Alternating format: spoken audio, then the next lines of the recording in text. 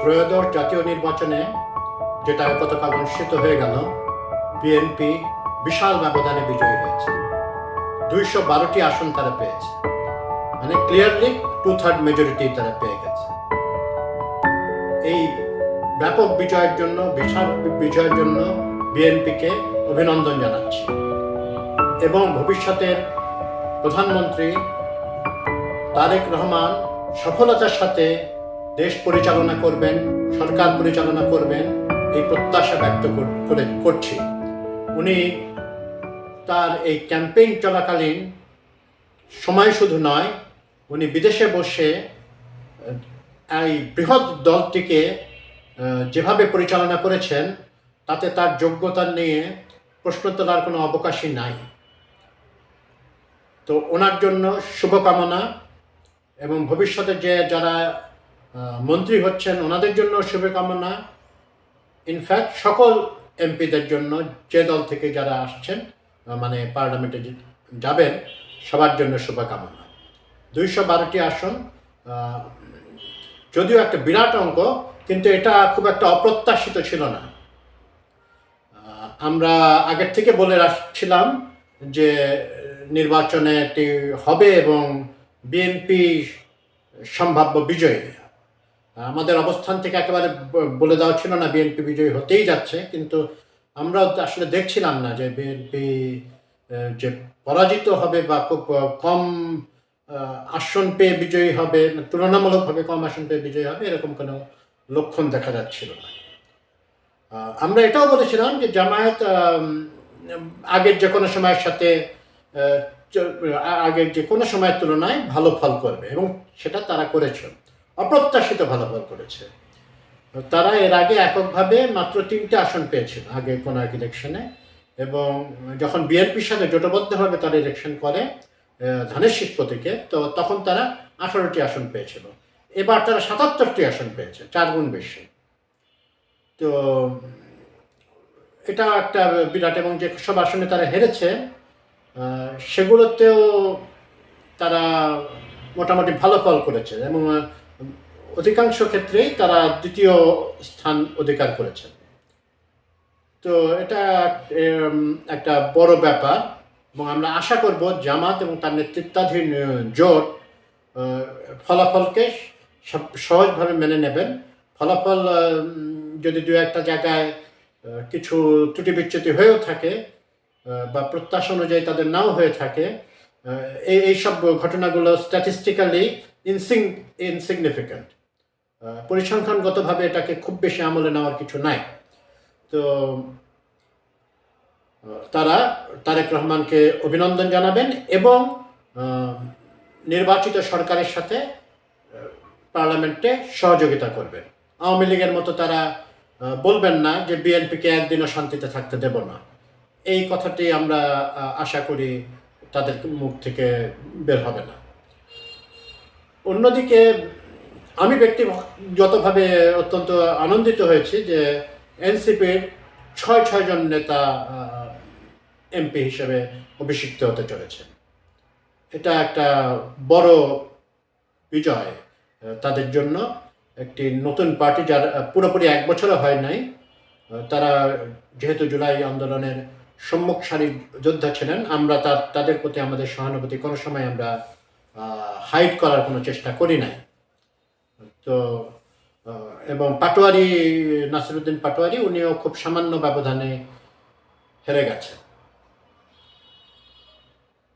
তো আবারও বিজয়ী বিএনপি এবং একই সাথে যে যারা বিরোধী দলের ভূমিকা পালন করবেন তাদের দুজনকেই আমাদের তরফ থেকে আমরা কংগ্রেচুলেট করছি এবং আগামী 5 বছর আমরা একটি চমৎকার সংসদ দেখতে চাই, সুন্দর ডিবেট দেখতে চাই এবং একটা প্রাণবন্ত রাজনৈতিক আবহ দেখার আশা করছি।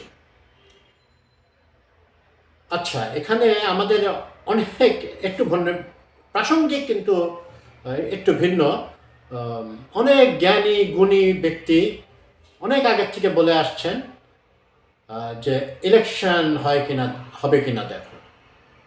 একেবারে শেষ মুহূর্ত পর্যন্ত তারা জনগণের মনে সন্দেহ তৈরি করে যাচ্ছে।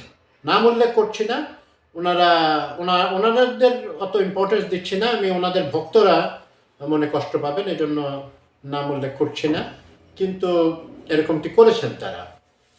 একটু আত্মপ্রশংসা শোনাবে বা একটু আত্মপ্রসাদের সুর চলে আসবে, কিন্তু নিউ ভিউ প্রথম থেকে বলে আসছে এবং ইনফ্যাক্ট আমাদের প্রথম যে ভিডিওটি আমরা আপলোড করি সেখানে আমরা ছিল যে নির্বাচন হচ্ছে, এটা 8-9 মাস আগে আমরা এটা বলে 8 মাস আগে, মাঝখানে আমাদের অবশ্য 2 মাস বন্ধ ছিল আমাদের চ্যানেলটি নানা কারিগরি ত্রুটির কারণে এবং বন্ধ ছিল, তো এটি বা বিভিন্ন ব্যস্ততার কারণে আমরা চালু রাখতে পারি নাই, কিন্তু আমাদের প্রথম এটা ছিল যে নির্বাচন হচ্ছে এবং এইটাই আমরা স্ট্যান্সটাই বজায় রেখেছি।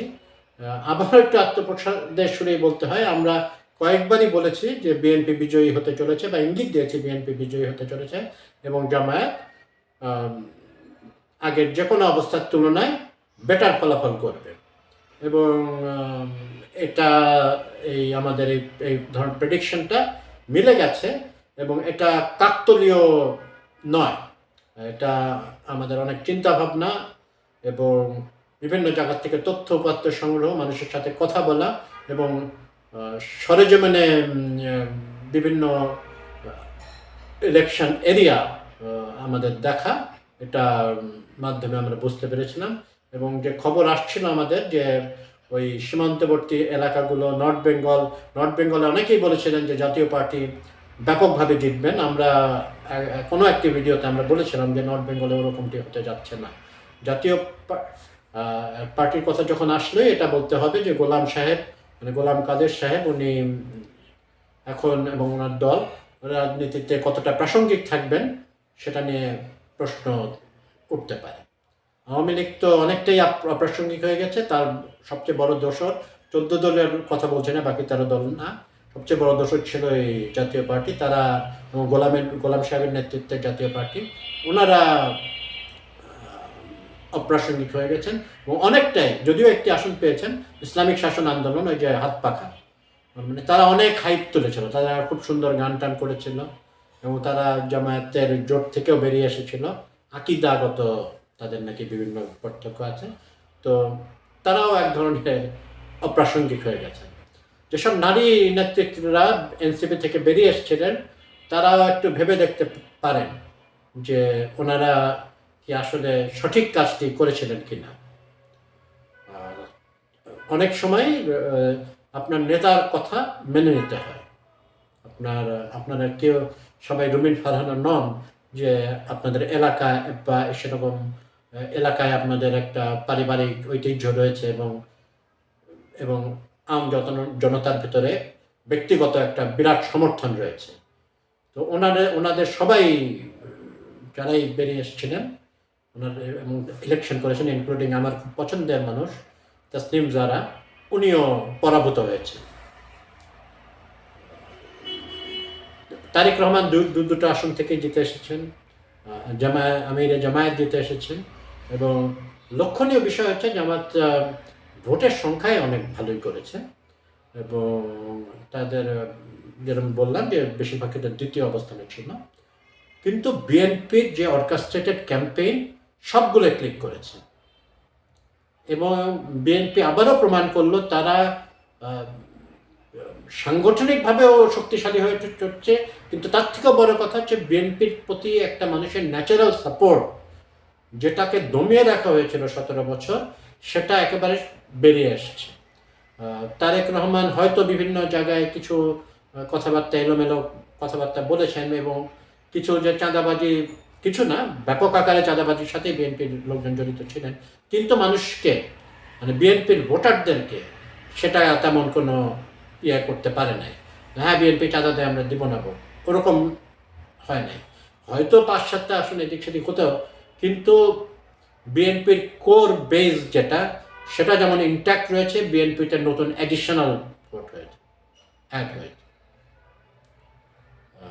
আওয়ামী লীগের ভোট নিয়ে আমরা আলোচনা করেছি আগেই যে কোন দিকে যাবে এবং ওটা প্রত্যাশা অনুযায়ী আবারও একটু নিজেদের প্রশংসাই হচ্ছে, কিন্তু এটা স্বাভাবিকভাবে বিএনপির দিকে গেছে। কিন্তু ওটা বাদ দিলেও বিএনপির নিজস্ব ভোট খুবই শক্তভাবে বিএনপির সাথেই ছিল, এবং বিএনপির খুব বড় প্রার্থীদের ভেতরে কেউই মানে কোনো অপ্রত্যাশিত ফল হয়নি।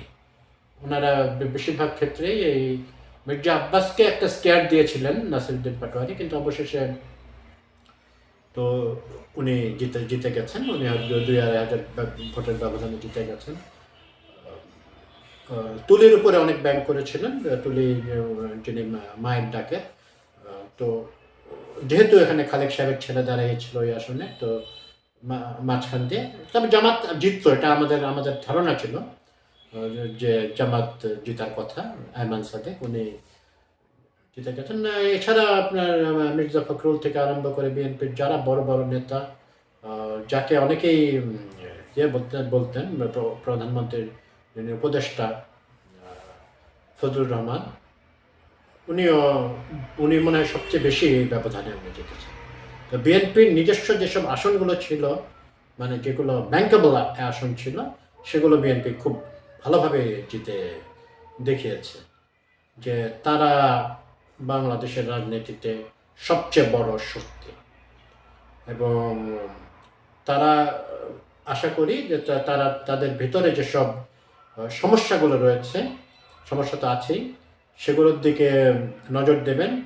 এবং তারেক রহমান তার অ্যাকশনগুলোর মাধ্যমে প্রমাণ করেছেন যে উনি দলের বিশৃঙ্খলা এবং অবৈধ কাজকর্মে তার নেতারা জড়িত থাকলে সেটা সহ্য করেন না।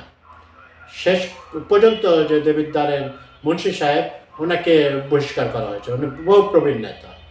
তো ইট প্রুভ যে তার ইন্টেনশন ঠিক আছে, he heart is in the right place apparently, আমরা বলছি, কারণ অন্তরের ভিতরে ঢুকে তো আমরা বলতে পারি না। কিন্তু তারেক রহমান এবং তার যে সাপোর্ট বেস এবং তার যে পরামর্শদাতা এবং তার সঙ্গের যে নেতৃবৃন্দ, তারা সবাই যেভাবে ক্যাম্পেইনটি চালিয়েছেন এবং জনগণ যেভাবে রেসপন্ড করেছে, তারই একটি ফলাফল আমরা দেখলাম 12 তারিখে। এই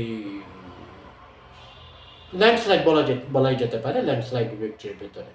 এবং আমরা দেখব তাদের পারফরমেন্স দেখব, এবং আশা করি বিএনপির পারফরমেন্স যে খুব খারাপ হবে এরকম মনে হয় না। তারা ভালো পারফর্ম করবেন, এবং কিছু নতুন নেতা এসছেন, কিছু পুরনো নেতৃবৃন্দ আছেন, এনারা সবাই মিলে আরও কিছু মহিলারা থাকলে না আরও ভালো হতো। কিন্তু এটা তো আপনার না, তারা যেখানে উইনেবল ক্যান্ডিডেট তাদেরকেই তারা দিয়েছেন। এবং বিদ্রোহী প্রার্থী যারা জিতেছেন, যে কয়েকজন জিতেছেন, ওনারা হয়তো সবাই আসবেন না, ওনাদের অনেকে কেউ অ্যাটলিস্ট 6-7 জন হবে। তার ভিতরে আমি মনে হয়, আমার ধারণা, সম্পূর্ণই ধারণা, যে রুমিন ফারহানা হয়তো ফিরে আসবেন না, কিন্তু বাকিদেরকে বিএনপি ওয়েলকাম করে নিয়ে আসবে। জামাতের স্ট্র্যাটেজিক অনেক ভুল টুল ছিল, কিন্তু এটা ওই মুহূর্তে তাদের নেতারা যেরকম ভালো মনে করেছেন সেভাবেই করেছেন। তাদের জোট গঠন এগুলো নিয়ে তো আসলে বড় আলোচনার বিষয়। তো সবচেয়ে বড় কথা যে এই ইলেকশনটা অত্যন্ত ফ্রি ফেয়ার অ্যাটমসফিয়ারে হয়েছে। আমরা অত্যন্ত আনন্দিত যে আমাদেরকে এই ইন্টারিম গভর্নমেন্ট এবং ইলেকশন কমিশন খুবই চমৎকার একটি নির্বাচন দিয়েছেন এবং উপহার দিয়েছেন। এবং আমরা অনায়াসে বলা যায় যে এরকম চমৎকার ইলেকশন আমরা খুব কমই দেখেছি, বা দেখেই নাই বললেও অত্যুক্তি হবে না। তো ইলেকশন কমিশন এবং প্রফেসর ইউনূসের নেতৃত্বাধীন ইন্টারিম গভর্নমেন্ট একটি ধন্যবাদ তাদের প্রাপ্য। ওনারা এরকম আগে এবং উৎসবমুখর পরিবেশই হয়েছে নির্বাচন, মানে পুরো ক্যাম্পেইনটা খুবই উৎসবমুখর পরিবেশে হয়েছে। নির্বাচনের দিনও আমরা একটা ক্যাজুয়ালিটিও আমরা দেখি নাই, যেখানে বাংলাদেশে ডজন লোক মারা যায়। প্রিভিয়াস ইলেকশনগুলোর দেখেন, 91, 96, 2001, ইভেন আওয়ামী লীগের যে 55 নির্বাচনগুলো হয়েছে সেখানেও অনেক ক্যাজুয়ালিটি হয়েছে, এবং এখানে একটাও হয়নি। খুবই সুখের সংবাদ এবং আমরা খুবই আশ্বস্ত হলাম যে সরকার তাদের কথা রেখেছে এবং এটাই সবচেয়ে বড় অর্জন হিসেবে থাকবে। এই সুষ্ঠু নির্বাচনটি ইন্টারিম গভর্নমেন্টের সবচেয়ে বড় অর্জন হিসেবে থাকবে। ধন্যবাদ।